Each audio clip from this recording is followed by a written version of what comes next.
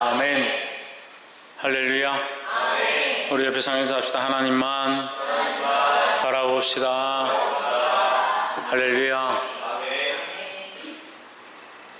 역대상 3장 말씀 함께 나누겠습니다. 역대상 3장에서 이 유다 집안의 다윗의 집안의 다시 말하면 유다 왕가의 이 족보에 대해서 다시 정리를 하고 있습니다. 3장 1절에 보면 다윗이 헤브론에서 낳은 아들들이 이러하니 맏아들은 암논이라 이스라엘 여인 아히노업의 소생이요 둘째는 다니엘이라 갈멜 여인 아비가일의 소생이요 이렇게 했습니다. 여기 다윗의 아내로 가장 우리가 잘 알고 있는 여인 한 명 이름이 없죠? 누가 없습니까? 미갈이 없습니다. 미갈은 솔로몬의 딸이죠. 솔로몬의 딸로서 다윗의 첫 번째 부인이다. 근데 다윗의 첫 번째 부인의 이름이 없습니다. 다윗의 사울의 딸. 제가 뭐라 했습니까? 솔로몬이라 했습니까? 큰일이다. 한 번씩 얘기를 하면 이 족보를 까먹어가지고. 까먹은 게 아니고 생각하고 말하고 따로 나와서. 사울의 아들. 네, 사울의 딸. 사울의 딸, 미갈. 사울의 딸 미갈이 다윗의 첫째 아내인데 그 이름이 없어요. 그 이름이 없어요.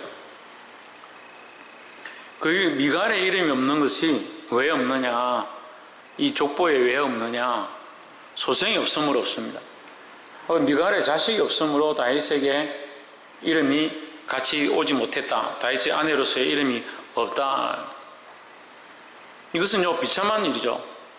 그 다윗의 아내로서 왕후였지만 그의 이름이 여기 성경에 기록되지 못했다. 그래서 이스라엘 백성들 가운데 자식 없는 것이 저주 중에 큰 저주다 하는 거죠. 자식이 없다는 건, 자식을 낳지 못한다는 것은 잉태치 못하는 태다. 잉태치 못하는 태는 하나님 앞에 저주거리다. 우리 그리스도인들은 뭐 할 수 있어야 되냐? 자식을 낳을 수 있어야 된다. 육체적으로 자식을 낳을 뿐더러 영적으로 영혼들을 낳는데 힘써야 된다는 거죠. 영혼을 낳지 못하고 생명을 생산하지 못하는 자는 죽은 자이다. 우리는 하나님 나라에 들어갈 때까지 생명을 낳는 거, 영혼들을 살리는 거, 떠나 있는 자, 죽은 자, 그리스도를 알지 못하는 자들에게 복음을 전하고 그들을 주님 앞으로 돌이키고 일으키는데 힘써야 될 줄 믿습니다. 그것이 우리가 살았다는 증거죠. 우리가 그리스도인이라는 증거이고 하나님의 자녀라는 증거인 줄 믿습니다. 또한 이 미갈은 어떤 문제가 있었느냐?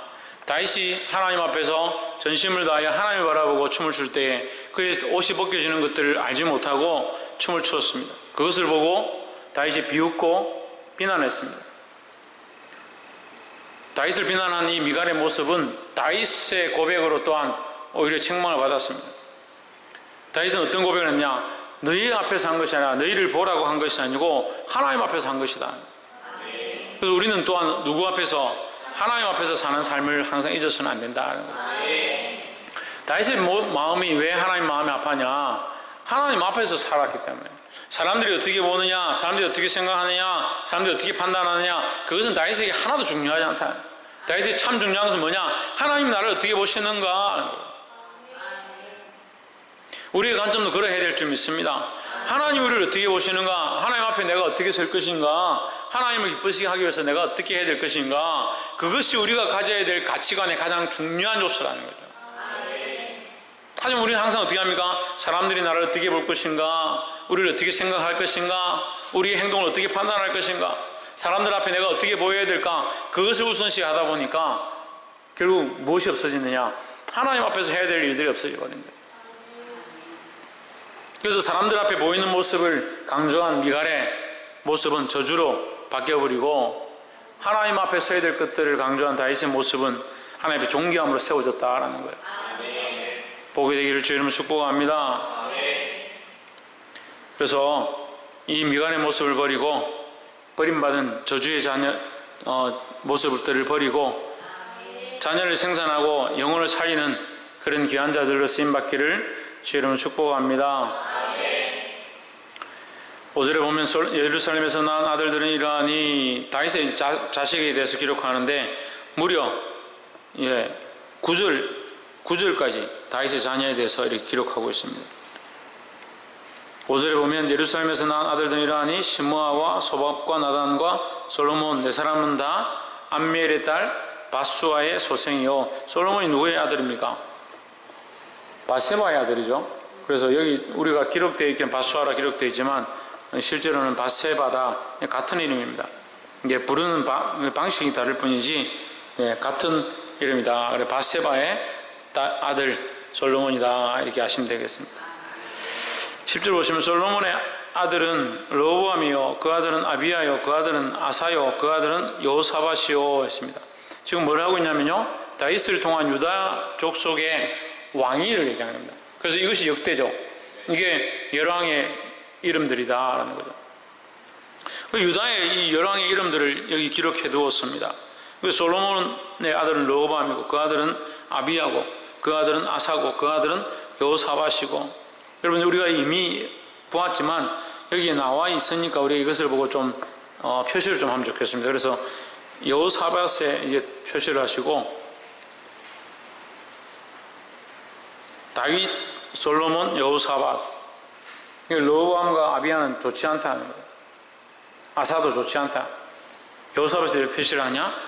여호사밧과 솔로몬과 다윗은 그래도 하나님 앞에서 하나님 원하신 모습대로 살았다. 그 아들은 11절 그 아들은 요람이요 그 아들은 아시아요 그 아들은 요아스요. 요아스에 표시를 하십시오.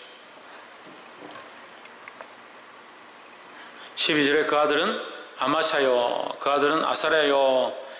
아마샤와 아사랴, 요담, 요아스, 아마샤, 아사랴, 요담 이렇게 다 표시를 하면 되겠습니다. 선한 왕정을 하고 하나님 앞에 선한 사람들이다. 13절 그 아들은 아하스요 그 아들은 히스기야요. 히스기야에 별표하시고, 그 아들은 므낫세요 그 아들은 아몬이요 그 아들은 요시아요. 요시아에 표시를 하시고, 요시아의 아들들은 맏아들 요하난과 둘째 여호야김과 셋째 시드기야와 넷째 살룸이요 했습니다. 여기도 우리가 계속 제가 헷갈렸던 부분이 보면 여호야김이라 되어 있죠. 말씀이 여호야김이라 되어 있는데 어느 성경은 또 여호야긴이라 되어 있고 여호야김이라 불렀다 여호야긴이라 불렀다 이렇게 하고 있습니다. 그래서 김이라 기록된 데 있고 여호야긴이라 기록된 데도 있습니다. 그래서 제가 한 번씩 여호야김이라 했다 여호야긴이라 했다고 제가 틀린 게 아니고 성경에 그런 기록들이 되어 있습니다. 혹시 그럴 수도 있어요. 제 성경이 이게 인쇄 활자가 잘못돼 가지고 김이 이게 빠져서 그럴 수도 있어요. 그 전에 우리가 성경 전설을 이렇게 설교를 하다 보니까 오타가 한 번씩 있습니다. 성경에도. 근데 오타가 거의 없다라고 하는데 이제 인쇄자들마다 이게 출판사마다 이게 똑같지가 않기 때문에 조금씩 이렇게 오타가 나는 경우가 있는 것 같아요. 그래서 어쨌거나 여호야김 때 바벨론이 침공해가지고 이제 끌고 가고 시드기야가 이제 잡혀가는 백성들 앞에서 눈이 뽑히고 자식들이 죽게 되는 그런 비참한 모습들을 우리가 보았습니다. 근데 우리 10절부터 이 17절까지 이 왕가의 이 열왕의 흐름을 보면서 우리가 알아야 될 것은 이 말씀 속에 선한 왕도 있고 하나님 보시기에 선한 왕들도 있고 하나님 보시기에 악한 왕들도 있다는 거예요. 그런데 우리가 열왕기서를 보면서 알 수 있었던 것은 그들의 그 행한 대로 반드시 하나님께서 갚으셨다는 거죠. 악을 행하는 자에게는 그 생명을 단축해 하시든지 다른 이웃이 쳐들어와서 이웃 열방들이 쳐들어와서 압제를 하게 하든지 또는 반란이 일어나서 그 왕이나 자녀들을 죽이게 되는 그런 비참한 모습들을 보이고 심지어는 수년 동안 이스라엘의 가뭄이 임하게 되는 그런 상황들, 또 더 나아가서 예루살렘이 포위되고 완전히 망하게 되는 그런 모습들까지 보여주셨습니다. 그래서 선한 왕들에게는 하나님께서 반드시 그들의 약속했던 부분들을 이루시고 그들을 보호하시는 것들을 보았습니다. 그 종합적으로 보면 실제로 통치하고 있는 것은 왕들인 것처럼 보이지만 그들에게 왕권을 맡기고 그들에게 통치 주권을 주었지만 결국 누가 다스리고 계시냐? 하나님이 통치하고 있고 하나님 다스리고 계시다는 거죠. 우리 인생도 마찬가지입니다. 우리가 왕인 것처럼 보이고 우리에게 맡겨진 것처럼 보이고 우리에게 자식과 시간과 삶과 공간들 우리에게 허락하신 것처럼 보이지만 실제로는 누구 아래 있다? 하나님의 통치 주권 아래 있다. 이것을 잊어버리면 안 된다는 거예요.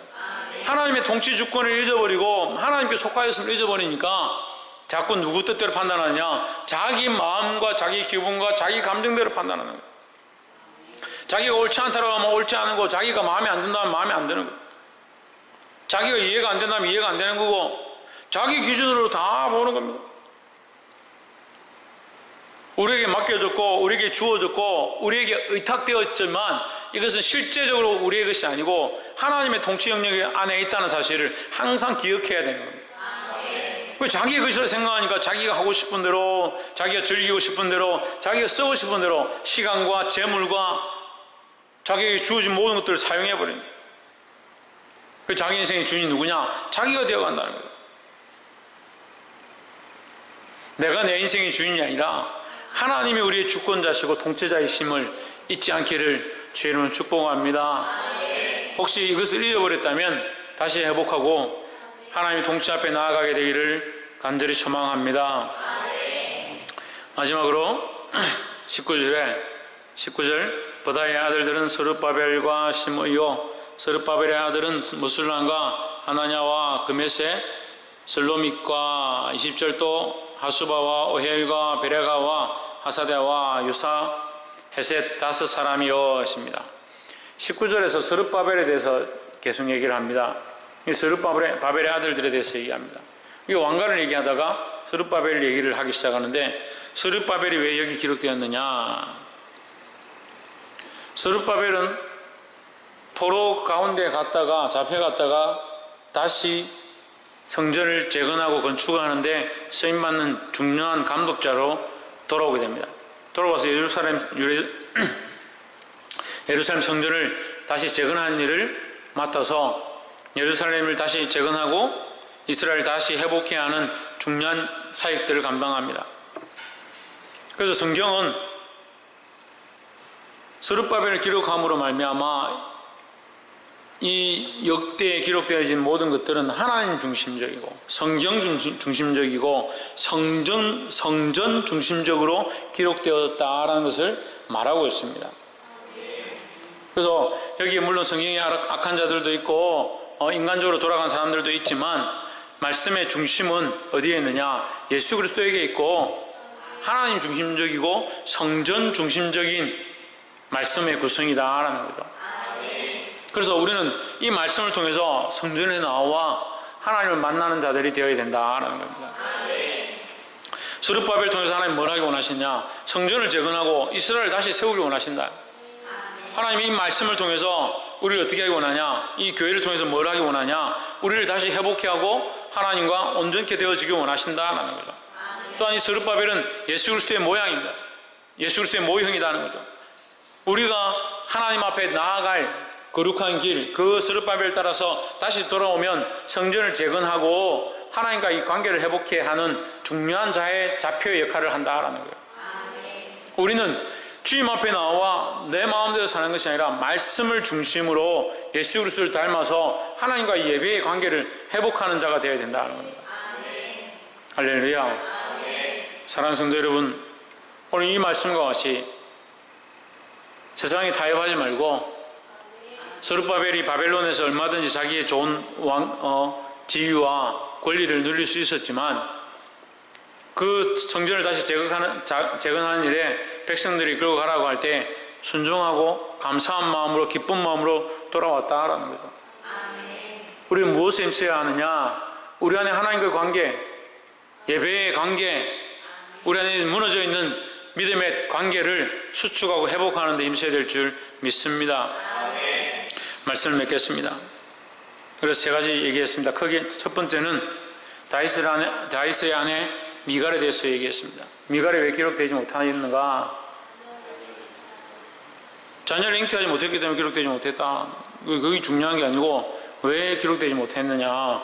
다윗은 하나님 앞에서 자녀를 잉태하지 못했다. 그리고 저주받은 거죠. 왜 저주받았느냐? 다윗은 하나님 앞에 있고 하나님의 관점을 보기 시작하고, 이 미갈은 사람의 관점, 인간적인 관점 앞에 있기 때문에 하나님 쓰임받지 못하였다는 거죠. 우리는 어떤 자들이 되어야 되냐? 이 다윗과 같이 하나님 앞에 있고 하나님 관점을 가지고 하나님 중심적인 신앙을 살아야 된다는 거예요. 두 번째는 이 왕가에 대해서 얘기를 했습니다. 왕들의 역사, 이 열왕기상하, 역대상하가 왕족의 역사, 왕족의 실록을 기록한 것입니다. 하지만 그 실록 속에는 뭐가 있느냐? 하나님의 통치 주권이 나타나 있다는 거죠. 그래서 우리가 이 말씀을 보고 우리도 또한 하나님 앞에 우리의 인생을 맡겨드리고 하나님의 통치 주권을 인정해야 된다는 거예요. 이제 많은 사람이 어떻게 합니까? 자기에게 주어진 것은 자기 거고 자기가 살고 싶은 대로 산다는 거예요. 자기 통치 주권대로 자기 마음대로 사는 것이 아니라 우리에게 통치 주권을 주었지만 참 주권은 누구에게 있다? 하나님께 있고 하나님 우리를 다스리고 있다는 사실을 항상 잊어버리면 안 된다는 거죠. 세 번째는 뭡니까? 스룹바벨과 같이 우리가 성전 중심적인 신앙으로 돌아와서 하나님과의 관계를 회복해야 된다는 거죠. 다른 것과의 관계를 우선시하고 다른 것과의 관계를 회복하는 것이 아니라 하나님과의 관계를 회복하게 하는데 힘써야 될 줄 믿습니다.